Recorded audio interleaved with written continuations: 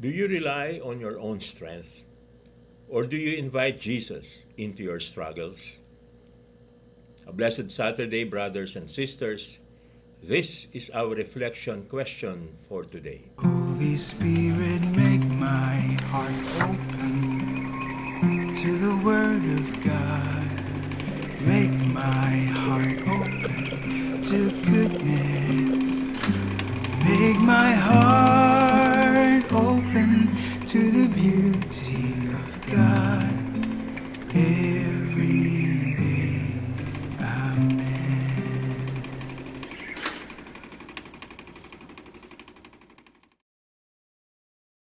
Saint John Bosco, considered one of the greatest saints of modern times, was born in a Piedmontese village in 1815.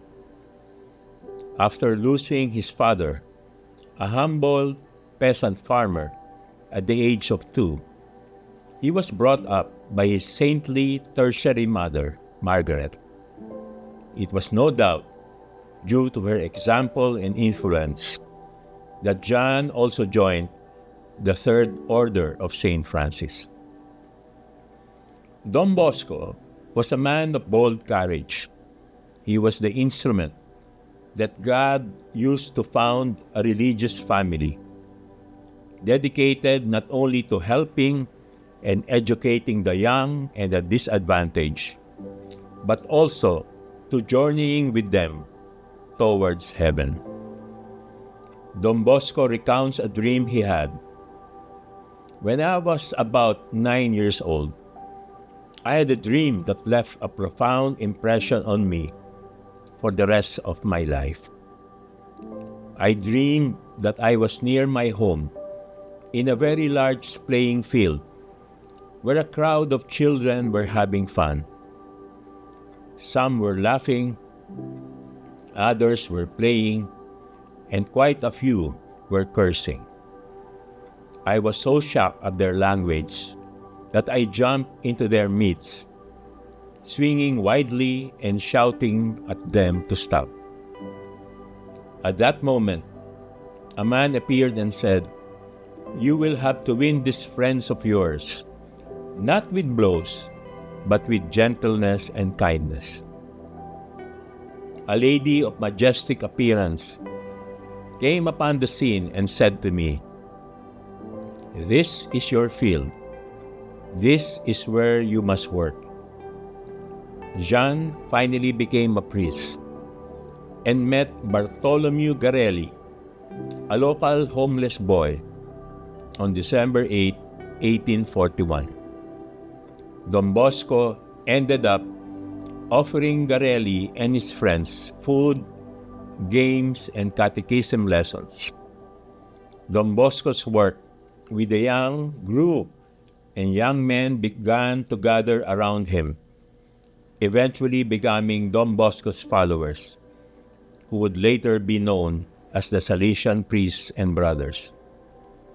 In January 1888, Don Bosco took to bed with a fever. The doctors said that his body was completely exhausted. John Bosco died on January 31, 1888, and Pope Pius XI canonized him on April 1, 1934. On that day, as evening drew on, Jesus said to his disciples, "Let us cross to the other side."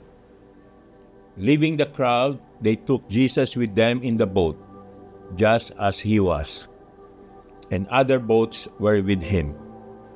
A violent squall came up, and the waves were breaking over the boat, so that it was already filling up. Jesus was in the stern, asleep on a cushion. They woke him and said to him, "Teacher, do you not care that we are perishing?" He woke up, rebuked the wind, and said to the sea, "Quiet, be still." The wind ceased, and there was great calm. Then he asked them, "Why are you terrified? Do you not yet have faith?"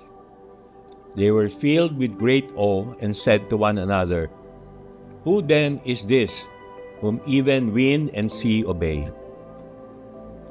This gospel passage challenges believers to replace fear with faith, trusting that Christ is in control of all storms. Bishop Robert Barron said that Jesus sleeping in the boat symbolizes his and our ability to remain at peace amid the chaos of life. Jesus is in the boat with us, even when he seems silent or asleep. His silence amid the storm doesn't mean abandonment, but is a test of faith. The disciples' panic shows human vulnerability, yet Jesus asked them to have faith in his power over the chaotic forces of the sea. His calm command, "Be quiet, be still," is a reminder that he can bring peace to both external crises and internal anxieties. Jesus knew the storm was coming, and he encouraged the boat's crossing, but he didn't intend for the apostles to go into the storm alone. At their invitation, Jesus got into the boat. He accompanied them. Even though Jesus knows what's ahead, he won't force us to rely on him. He waits to be invited. When facing personal storms, illness, grief, or anxiety, this passage reminds us to invite Jesus into the situation rather than trying to control it alone. Bishop Barron emphasizes that this narrative is a call to cultivate inner stillness, a great calm through spiritual awareness, recognizing that God is with us in the boat. We are called to replace panic with peace, resting in the knowledge that he cares for us. Let us pray. In the name of the Father, and of the Son, and the Holy Spirit. Amen. Lord Jesus, forgive our weak faith. When the storms of life surround us, help us to remember that you are in our boats and that you are in control. Calm our hearts with your peace. Jesus, King of mercy, we trust in you. Amen. In the name of the Father, and of the Son, and of the Holy Spirit. Amen. God bless your families, brothers and sisters. God bless our Catholic Church and Couples for Christ.